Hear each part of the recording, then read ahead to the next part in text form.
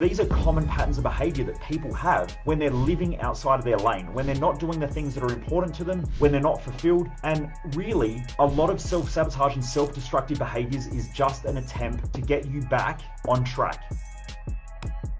Tonight, I'm going to be talking about how do you give yourself a mental break? I know there are a lot of people out there who feel like they're self-depreciated, feel like they're not doing enough, feel like they're not good enough, feel like they're not getting the results that they want in life, consistently self-sabotage, consistently procrastinate, get frustrated with themselves, beat themselves up. So I'm going to be talking about why humans have a lot of mental destruction. I'm going to be talking about a whole bunch of patterns of behavior that people have around procrastination, around self-sabotage, around self-destruction, around addiction, and why a lot of people self-destruct. Now, I know that our community, if you've been in the community for long enough, you'll know that our community is called the Driven Mofos. And the reason why we call the community the Driven Mofos is because I really believe that our community are full of driven people. Now, driven people normally have a psychological pattern that's different than a lot of society. And there are a lot of people out there who are extremely driven. But driven people want to achieve more. They've got big goals, they've got big dreams, they've got aspirations. They really want to get out there and achieve a lot more. They want to better themselves, they want to better their life. But what I found was, after doing years and years and years of research to try to figure out how to help people that are driven, what I found was that there isn't a lot of stuff out there to be able to help driven people stay driven. There's a lot of stuff that talks about self-sabotage, there's stuff that talks about procrastination, there's stuff that talks about focus and how to stay focused, and there's a fair bit of research out there about that stuff.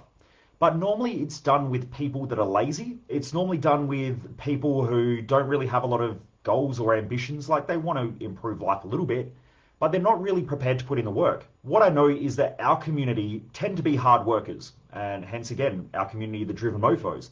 Because what I realized was that the majority of the people that I consistently surrounded myself with, so whether they're business owners, whether they are people in corporate businesses, whether they're managers, or whether they're someone who doesn't know whether to start a business or not start a business or work for someone else, they're normally people who are driven. They tend to want to work. So the work ethic isn't the problem for our community. What I find though is that there is so much pressure in the mindset of driven people. And that's normally because they have these big goals, these big dreams, these ambitions, and they want to achieve a lot. But at the same time, they put all this pressure on themselves, and that pressure builds up and it creates a lot of internal stress. They'll work extremely hard, and then all of a sudden they start burning out. And when they burn out, they can maybe not work as hard. But when they're not working as hard, driven mofos will then start to beat themselves up and they go, shit, I should be achieving more, I should be doing more. And so this creates a self-destructive behavior. Now, that self-destructive behavior can switch really, really quickly to overeating or binge eating.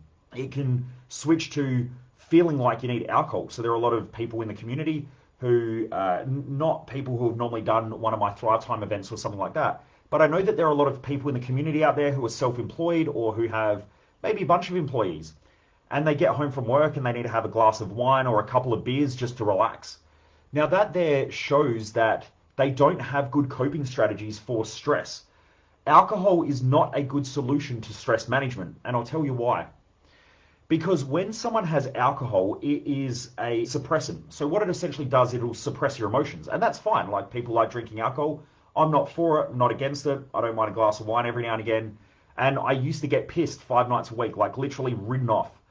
And that was my coping mechanism. You know, I used to call that fun. I would say, you know, I'm having fun. But what I was really doing was I couldn't go out without drinking because I didn't have confidence.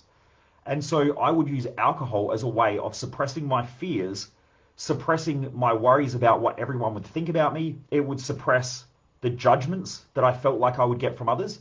And so I would suppress the shit out of those emotions with alcohol. And so then I could go out and I'd party and go, wow, I'm having a great night. I'd meet girls. You know, I'd just go up and talk to people. Now, that was the real me. It's just that I needed alcohol to suppress the other parts of me that were the internal dialogues that were stopping me from being myself. These are common problems in our society, is that people will use alcohol as a suppressant. Normally, if you have alcohol, it's normally got sugar in it. Sugar will stimulate you. So essentially, you're trying to wind down. You're trying to quieten your mind down. at the same time as having sugar, which will stimulate you. And it is also alcohol, so it's essentially a poison. Your liver has to work a little bit harder. Your body doesn't heal or rest as much. So if you're having it at nighttime and then you're trying to go to sleep, you don't fall into deep sleep as well. So you can be more fatigued, you can be more tired. And over time, these are people's coping mechanisms. Now, like I said, it's not a bad thing. It's not a good thing. It's just that everything has a role to play. And what you'll find is that I don't really believe that there are good emotions or bad emotions. It's just that our emotions tell us what's going on. Well, essentially, they're giving us feedback. And so self-sabotage isn't good. It's not bad. It's feedback. Procrastination isn't good. It's not bad. It's feedback. And so I'll talk a lot more about this over the next hour. And I'll explain why procrastination isn't good. It's not bad. It's just feedback. And if you use it as feedback, you will improve your workflow. You will improve your life because it's giving you feedback around what's important and what's not important to you. And it's actually showing you a direction and a path that allows you to get clearer with yourself around who you are and what you're here to do in life. Most people don't see it like that. They see it as a problem. The same as self-sabotage. A lot of people feel like self-sabotage is this thing that's fucking up all their goals, that's stopping them from getting these results. They feel like it's stopping them from achieving all the things that they want, even when they're driven. And so they see self-sabotage as a bad thing instead of a guide. Because what self-sabotage and self-destructive behaviors are actually doing is they are giving you feedback to things that you don't really want to do, that you keep prioritizing because you think that you should do them because you don't really know who you are and you don't really know how to succeed or excel with what your natural gifts or talents are. And so you will start to prioritize things of low importance over things of high importance and then try to convince yourself that low important things are of high importance, and then it creates internal chaos. You'll procrastinate and you'll self-sabotage and self-destruct. So a lot of these behaviors are actually a guiding mechanism to help you to become more successful. And if you see it as such, you'll be more successful. It's just that 99.99999% of what I've seen in the personal development industry, in the personal growth industry, in the mental health industry, in the psychology industry, don't really understand how to untangle this mess. Also, a lot of practitioners and therapists also have these patterns. What will happen is they also label these things as bad.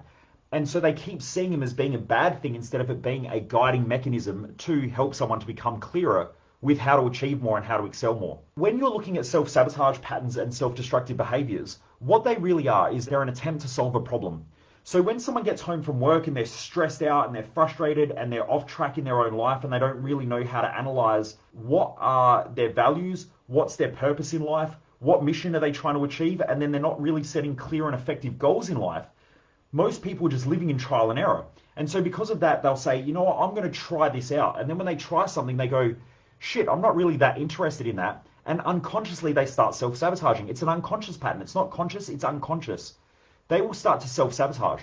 And then when they start self-sabotage, they go, yeah, but, you know, I've seen these other people, they're excelling, they're getting great results, and fuck, I feel like I should be, you know, better than what I am. And so they start comparing themselves to somebody else. When you create comparisons between yourself and somebody else, you're normally comparing your values to somebody else's values. You're comparing their mission to your mission. You're comparing their goals to your goals. And because of that, you start trying to project their values or implant their values and their purpose and their mission into your life. And especially these days with social media, if you look at someone who is absolutely ripped and shredded, let's say it's a male, they go to the gym all the time, amazing body, six pack, everything like that. You look at them and you go, you know what, I want that body. So you start to try to do what they do. And so you start going to the gym 6 days a week, you clean up your diet, you start eating the chicken, broccoli and rice. And then a friend rings up and says, you know what, I want to go out for dinner. And in your brain, you sit there and now you've got an internal conflict. Because friendships are of high importance within your life and they also make you feel fulfilled. So they're a high value within your life. But at the same time, now you've got this goal, which isn't really something that's important to you, but you've got this implanted or injected value on top of your values, which now you've got this internal dialogue where you want to go and achieve one thing. You want to go and hang out with your friends, but at the same time, you're trying to follow this strict bodybuilding diet because you want to be ripped and have a six pack and have these big muscles. And then now, no matter what you do, you're screwed. Because you're going to create this internal dialogue where you go, I really want to go hang out with my friends, but at the same time, if I go hang out with my friends, I am going to screw up my diet. If I don't go out with my friends, I'm going to feel guilty and I'm going to feel bad because I really like hanging out with people. And so now you've got this internal dialogue in your head where you don't know what to do, and this creates chaos. This also makes people indecisive. I would say probably one of the most common patterns that I see that stop people from achieving great things is a lack of clarity. And that lack of clarity comes across in the inability to make decisions. Decisions are really easy to make when you're clear and you know exactly what you want to do in life. They're hard, and people become really indecisive when they don't know what they're trying to achieve, when they're unclear around what's valuable in life and what's not, so they're unclear on their values. They have no real purpose, no real direction in life, which is called a mission, and they don't set clear and effective goals because they're not their goals, they're somebody else's goals that they have implanted upon themselves from looking at social media or from, reading a book or from looking up to someone or from comparing themselves to others. And so they get confused. And then when that person's confused, let's say they do what most people do and they get back on social media and they look on, Instagram and TikTok, and they're sitting there and they're feeling down and they're feeling shitty about their own life, and they feel like they are starting to self-destruct. So then they start looking through social media and they come across this person who has all this money and they've got all nice cars and they're around the same age. And they go, you know what, I really think I want to make more money as well. So now they've got this goal of having this amazing body, this six pack, and they've got an internal conflict because they want to go out and hang out with friends more because that's what makes them fulfilled in life. Yet at the same time, they want to have this amazing body. They want to achieve more. They want to go out and do great things. But then now they've also got this goal where they want to make money. So they look at this other person, they go, you know what, I really wish that I could make more money and I want to have a nice house and supercars and I want to be wealthy. And so they take those values, they implant them on top of their own values. They implant someone else's mission, goals, purpose, and values on top of theirs, which again creates more indecision. They have a greater lack of clarity now. And so now they go, I want to work really, really hard, but I've also got to maintain my diet. I've got to maintain going to the gym. And also I want to hang out with friends, but I can't really hang out with friends because they go out all the time. And I can't really do that because if I do that, it's going to screw up my exercise and my training. And I need to work hard, and work hard means I can't sleep as much because if I'm going to grow a multi-million-dollar business, then I really need to put in the work in the business and probably work 60, 70, 80 hours a week for the first couple of years to get it off the ground, potentially, depending on what business I've got. But at the same time, I really want to have this amazing body and I really want to hang out with my friends. So now they're screwed. They've got more and more implanted values, more and more confusion, more and more projection of other people's goals on top of them. And so this creates this internal dialogue. Now they can't even make any decisions. So now they become really indecisive. And these are the type of people that I get on the phone and they say, Mike, I want to grow my business. And I go, cool, here's what you need to do. Come to this event, or here's some books to read. And they go, I really want to, but I just need to think about it. Now, someone who is clear with their life doesn't need time to think about shit because they know exactly what they want. People consistently need to think through things and they stop taking action because they're unclear. They don't really know what they want. So they're living this life of all these implanted values. They're living with other people's implanted missions, other people's implanted goals, and they're just unclear. And then they create all this internal dialogue where they feel like they're always going to fail. They're always going to fuck up shit. They start something, and while it's exciting, they'll push and they'll push and they'll push because they're motivated. Motivation is extrinsic. Inspiration is intrinsic. So when we're inspired to do something, we've got a direction. We've got our mission clear. We've got our purpose clear. We've got our values clear. We've got our goals clear. And mentally and emotionally, we're quite stable. And we use a part of the brain called the prefrontal cortex. So that prefrontal cortex governs and helps us to regulate our emotions. So we can take on higher levels of stress. Now, this is called eustress. Okay, there's distress and eustress. Distress is normally when we do things that aren't important to us that really stress us out. And you'll find that our stress levels can go from like 0 to huge really, really quickly because of distress. This is someone who normally lives outside of their values. They are unclear with their mission. They are unclear with their purpose. They have unclear goals, and they normally have past traumas that they've never worked through and balanced out. And so it makes them super reactive. And it's like if you get a wound and you cut yourself and you've got this big gaping wound on your arm. If you brush a feather on that, it hurts like hell when you'll react. Whereas if you touch my arm now, you can touch it and there's nothing there that's causing pain. So you can hit it, rub it, scratch it, and I don't have a reaction. So in life, when people become hyper reactive, it's normally because of past shit that they haven't dealt with. And that past shit normally is a lot of other people's implanted values, like your parents or your grandparents or your teachers. And you'll start feeling like you need to adapt and moderate your behavior in order to try and please others around you. And this happens from a very young age. So the majority of people in our society are trying to adapt and moderate their behavior to try to fit in, to try to please other people so that then they can get accepted Okay, essentially that's what's happening. And that's all because of these past issues that they've never worked through and never dealt with. So then they keep trying to look at others and they start looking up to people. When you look up to somebody, you start putting yourself down. And this creates more and more internal dialogue where you're like, I'm never good enough, because you're trying to have the body of a bodybuilder whose whole life is dedicated to that one sport. They have really nothing else to do in life apart from that one thing. Or that business owner who has a really successful business and their whole life revolves around business. Or that person who has an amazing family and that person's whole life revolves around family.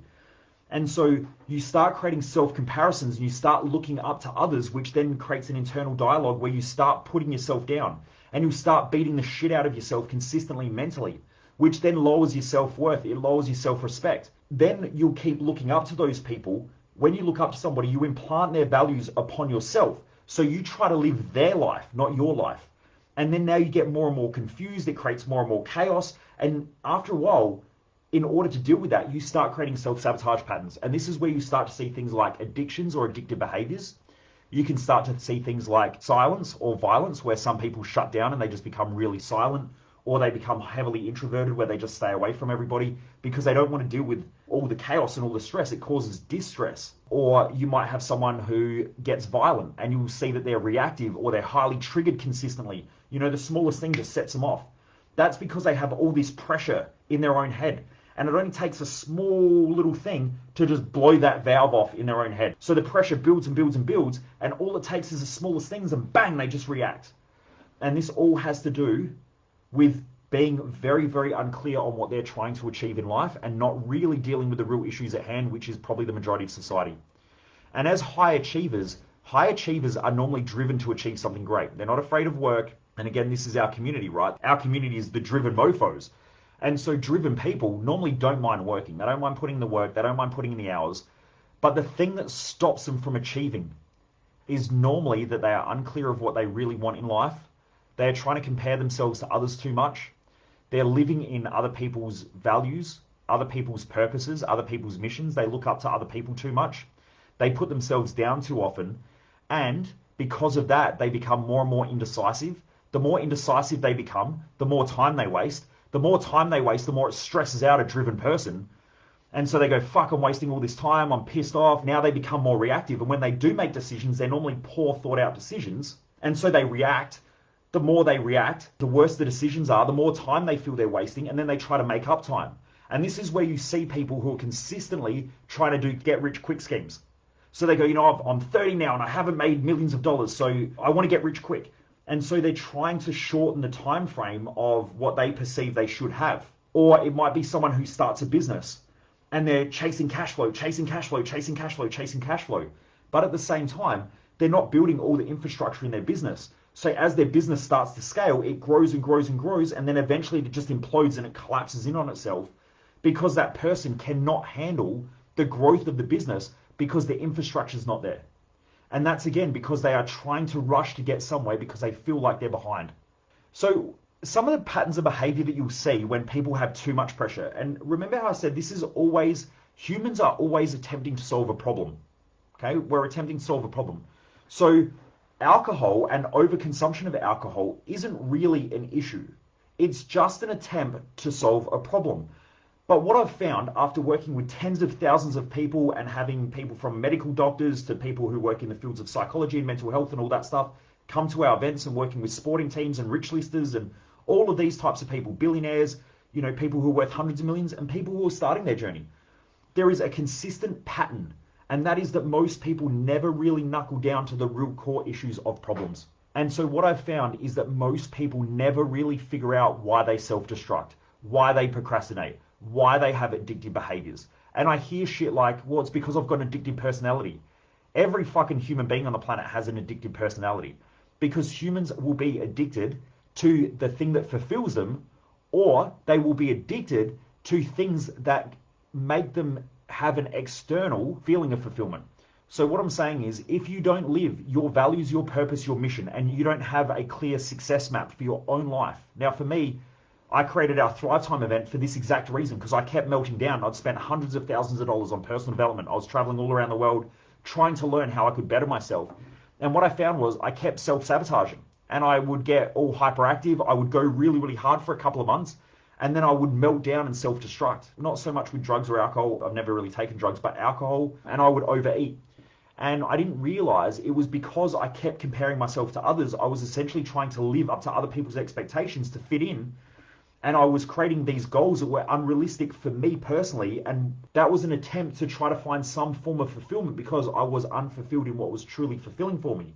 Because I'd never been taught how to get clear with that stuff. Once I got clear on it, the self-sabotage patterns started flattening out. Now they come up every now and again, as they do in all humans. But I use that as a sign that something in my life needs a bit of tweaking. And so either I'm off track with my values, I'm trying to live in someone else's values, I am unclear on my purpose, I've lost my future mission, I'm setting ineffective goals towards the things that I'm trying to achieve in life. I might be comparing myself to others and feeling like I'm getting behind in life, so I'm trying to react or chase things. It might be past experiences that are popping up, and these things consistently pop up throughout your life. So I'm doing something one day and something triggers me and I don't know what it is, and all of a sudden I get a little bit of internal chaos. That's a sign that there's something going on that's brought up a past trigger that I haven't dealt with yet.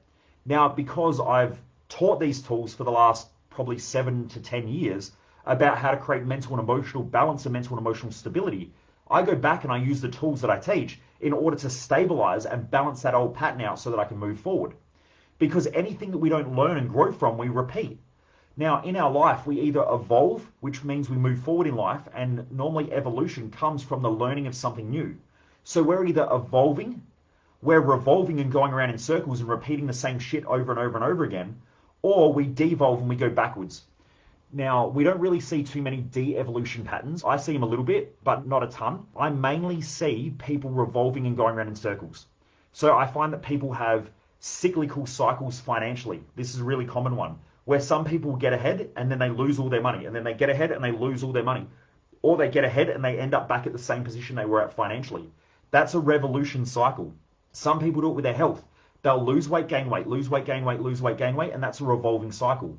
Some people date the same people. I've got some friends of mine who never come to my events for whatever fucking reason, and they keep dating the same woman, right? The people that they date just have a different name and a different haircut. And they keep thinking that, I'm in this amazing relationship, I'm falling in love, this person's amazing, changed my life. And then a year and a half later, they're single again and they're mentally and emotionally melting down. And so these are common patterns of behavior that people have when they're living outside of their lane, when they're not doing the things that are important to them, when they're not fulfilled. And really, a lot of self-sabotage and self-destructive behaviors is just an attempt to get you back on track. It's an attempt to solve a problem.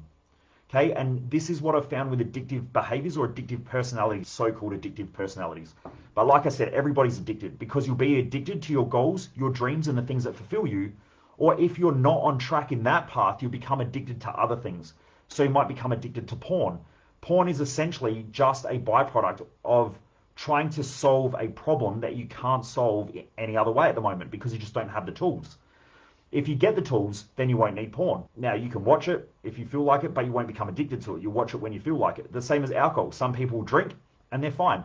But when someone starts getting addicted and they need alcohol every night after work, or they need alcohol every weekend just to go out, that tends to be more of an addictive behavior, and that's trying to solve a problem. Now, like I said, when I was younger, I used alcohol and I would get smashed before I would go out and party because I lacked confidence. I worried about what everyone else thought. I worried about saying the wrong things. I just worried too much about everybody else. Whereas once I got drunk, I could just let my hair down and I was loose. I was the fun guy. I'd be the last person on the dance floor ripping it up. And I didn't really give a shit. But once I dealt with that problem, which is worrying about what other people think and all that sort of stuff, now I go up and talk to anybody because I know that they're probably more worried about me talking to them than I am of them, so on and so forth. So once I dealt with my confidence issues, I didn't need that thing anymore. I want you to think from now on that any patterns of behavior that you have that you find are destructive, or any procrastinations that you have, just please understand that they're your attempt to try to solve a problem that you don't have tools for yet. Now, what you'll find is that if you don't deal with those issues at their core, over time, you'll start to create more and more patterns of self-destructive behavior. So let's say you've got a lack of confidence and you compare yourself to others a lot. You look up to a lot of other people, you put yourself down, you create self-comparisons, And now you start to go out of your own lifestyle balance. Now, I want to make this really, really clear. Lifestyle balance is an absolute myth, but it's not at the same time. You have a lifestyle balance that is unique to you. There is no such thing as lifestyle balance as a general broad term. And so I have all these people who come to me, especially business owners. You know, we have our business growth odyssey, which is our 12-month mastermind. And we work with a lot of business owners that are scaling their business. Normally the turnover is in between about $300,000 a year to about 10 million. And a lot of those people who come to that event, they will have patterns of behavior that may be holding them back and are partially self-destructive because they are thinking that they need to have lifestyle balance, but that lifestyle balance isn't their lifestyle balance. It's the projection of lifestyle balance from somebody else. I'll use business as an example. So let's say you've got a business person, they love running a business, they love growing a business, yet their partner in their intimate relationship says you work too much, you're not home enough. That's that partner projecting their values of family onto the other person. So now what happens is you've got a person who now feels guilty for working too much. So they'll sit at home, and even when they're with their family, they'll be thinking about work and they'll be thinking about business. Then their partner will poleaxe them because their partner says, you know what, even though you're here with your family, you're not present.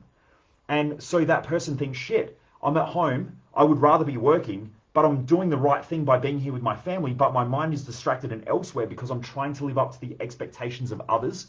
I'm implanting the values of somebody else, and now that is creating chaos. And so what you'll find is that most people's idea of lifestyle balance isn't their idea of lifestyle balance. It is the projection of lifestyle balance from somebody else around them. And I remember when I was growing my businesses, I had family say to me, you know, you never come to family functions enough. And my mum would try to make me feel guilty until I sat her down one day and I said, what do you want from me in life? And she said, I want you to be happy. And I said, what do you think makes me happy? And she said, well, working, traveling, teaching, you know, exercise. And I said, do you want me to give that up? And my mum started crying. She burst into tears and she said, Michael, all I've ever wanted you to be is happy. And I said, can you see that I am?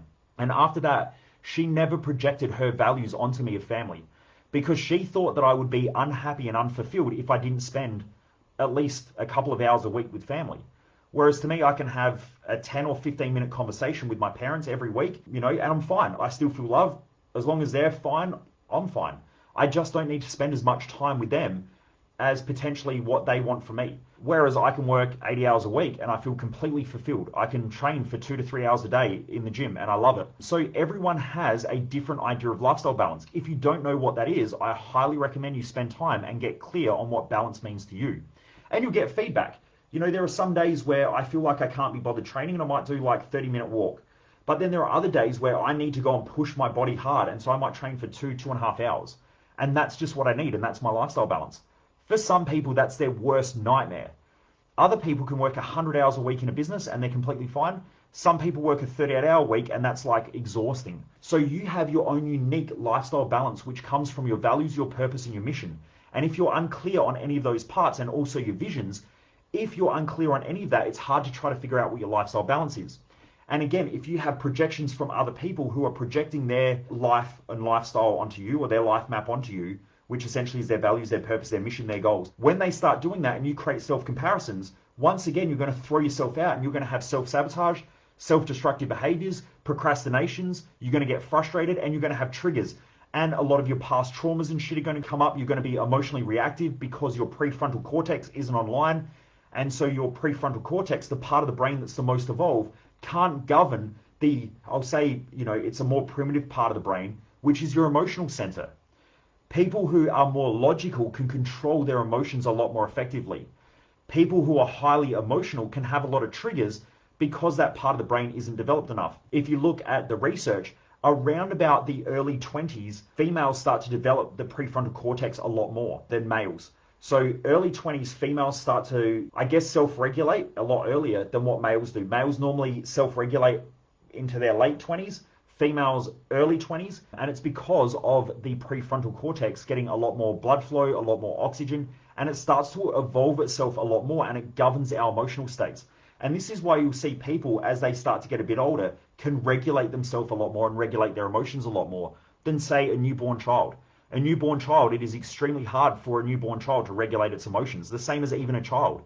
If you've got a 5-year-old or a 6-year-old, they can still have unregulated emotions that can just come out of nowhere. And they can be happy 1 second, crying the next, and then running around like crazy and hyperactive the next, and then sleeping the next. And that's just because they haven't learned how to regulate their emotions yet. And that's just because they haven't developed that part of the prefrontal cortex enough yet in order to govern their emotions. And it takes time.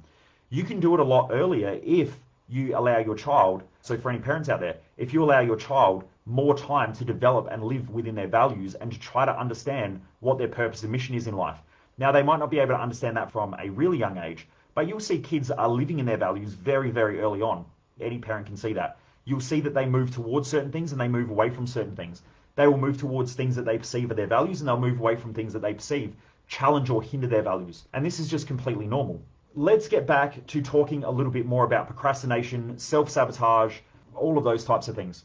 Please understand it's all just feedback. It's not good, it's not bad. Please don't label it as such. Our society has a sick habit of trying to label everything, and they go, well, that's good, that's bad. Well, there is good and bad, and there's bad and good. Like, if you don't get feedback, that feedback might be painful up front, but beneficial long term. So was it good or bad? And if you go back to a past relationship that was a shitty relationship that ended, in that moment, it might have been absolute carnage and you felt absolutely distraught. But when you look back in the future, you'll look back and go, that was the best thing that ever happened. I learned so much. A lot of the stuff that you're going through today, or that you might go through this week, or that you may have gone through in the last 6 months, like self-sabotage or self-destructive behaviors or procrastinations, they're not good or bad. They're just feedback. And should you learn what you need to learn, and should you progress, and should you grow, and should you adapt and modulate your behavior, the more that you do this, the more you're going to find out that it was actually benefiting you in the first place. But because our society labels things as bad all the time and good all the time, a lot of people can beat themselves up consistently for these bad behaviors, or, I shouldn't procrastinate so much, or I've wasted so much time. And that just creates this self-destruction. What I keep telling people at our Thrive Time event, so if you've ever come to my Thrive Time event, which I would say is probably one of the greatest personal development events on the planet, if you really, really want to get your shit together and you really want to excel. This is 20 years of research. It's 20 years of working with tens of thousands of people and privately coaching them, and trying to figure out what helps people to succeed and to stay on track and to break a lot of these shitty cycles that most people have. And I shouldn't even label them as shitty because they're feedback. The reason why I built that course was because I kept going through it. When I was doing a lot of personal development, I was getting bits and pieces, but I wasn't getting it all clipped together in a way where I could build a success map for my own life and also learn high performance psychology that I could tap into my own mindset in order to figure out what would put me on track. I also had to learn what were the key signs in my own life of when I'm off track. Like, I know when I start to procrastinate, I'm living outside of my values. I start to know that when I start craving shitty food, because I don't crave alcohol, I've never taken drugs. If I start craving shitty food and I want to start binge eating or overeating, I know that there is something going on with my values. I'm off track with my purpose. I'm unclear with my mission. I'm comparing myself to others. And there is some form of implanting happening there, and I'm starting to try to live in someone else's lane. And so what I normally do is I grab my journal, I go back to the tools that I teach at our Thrive Time event, and I go in there and I start working through it and try and breaking it all down. Now, not everyone has the same skill set over a period of time that I've got, hence why, again, Thrive Time is there for anyone who wants to come and do it. But what I try to teach is that over time you need to develop those skills, because for the rest of your life you're going to keep getting signs that you're off track. And if you miss those signs, you'll end up in meltdowns, you'll have ruts, you'll have self-depreciation. And believe me, society is going to beat you the shit up the more you achieve. So the more you keep achieving, the more people are going to criticize you, judge you, tell you what you should and shouldn't do, tell you how to live in their lane, tell you that you should be doing this, should be doing that. And they're trying to pull you into their lane instead of letting you run in your lane. So the more you achieve, the more that's going to happen. And so the easier it is to slip into self-destructive behaviors, which is also why there are a lot of artists out there, like musicians. There are a lot of business owners out there who do extremely well and make a lot of money. And then all of a sudden they've got a drug addiction, they've got an alcohol addiction, they've got a porn addiction, they've got a sex addiction. They've got all of this stuff that leads to their self-destruction. So how many musicians out there have made tens of millions of dollars and have taken off and skyrocketed? And then all of a sudden they've fucked it all up through addictive behaviors, through self-destruction, through self-sabotage, through just not wanting to do what they do anymore, and they quit their career, only to realize many, many years later that that was really the thing that they wanted to do. And then they have comebacks and all of those things. It happens all the time in Hollywood. It happens all the time in music. I've studied over 1,000 high performers, the best people, in their fields over the last probably about 2,000 years. And you will see consistent patterns of behavior of when people go off track versus when they stay on track with what's really important to them in life. And you'll see that when they are clear with what they want, they move forward and they start achieving great things. This normally creates a hunger. So if you've got a big mission and it's really, really clear and you've got a big vision and you've got really clear goals, you'll normally have something called hunger. You'll be hungry, you'll work hard, you'll push hard, and you'll also be getting feedback that you're getting great results. Sometimes people will do that for a while, but then they start getting other people who implant values on them. People will start attacking them, putting them down, making them feel like shit. You might get in a relationship, or you have your partner say you work too much or you're doing too much. And so you've got people trying to pull you into their lane. And if you start adapting to what they want, what you'll find is your results start to stagnate. You'll start going off track. And then that's when you start creating these self-sabotage patterns or these self-destructive behaviors or, addictions and all of those sort of things that screw up your results. And this is why some people go up, they go down, and then they flatline. That's what they call the rut. And you can see it happen. I see a lot of people who do personal development, and this isn't a criticism to, the people out there, because I think everyone's trying to better themselves when they are doing personal development. But when you have an external motivator and you need to go somewhere and you jump up and down and jack yourself up and you fist pump the air and you get all hyped up. When you do that, you over-exaggerate your skill set and you over-exaggerate what you can achieve in a short period of time. And what it does is it creates this huge amount of energy, so you end up hyperactive. Also, it increases blood sugar levels. So you get this rush of blood sugar and you work at this intensity, and you'll do that for a while, but then you crash, and then you end up with this hypoactivity where you crash. So what goes up has to come back down. And most people don't realize that the more they try to motivate themselves and jack themselves up, the more they crash and burn. So you'll see people, they start moving up, they get motivated, and then they burn out and they end up in ruts. Again, this is needing something external in order to motivate you to do something you don't really want to do. And it's not really your lane or what you really want. Most people waste their life, and I just don't want you to be one of them.